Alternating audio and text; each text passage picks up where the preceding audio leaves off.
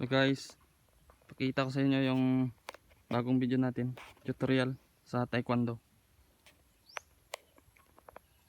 Sa mga beginners, sana manood kayo. At paki-subscribe na lang at paki-like. Okay, Nay. Sa basic guys, dapat yung paa natin may stance dito, D30.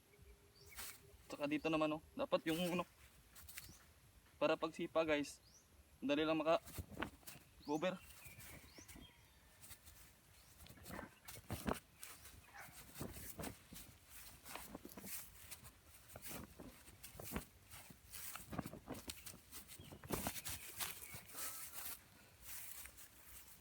Teka ba di?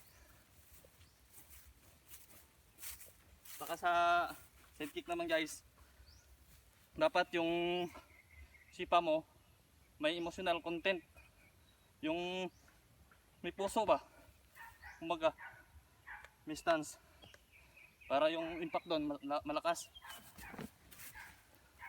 Yun. Bandam naman guys, mahirap yun pero kayanan natin.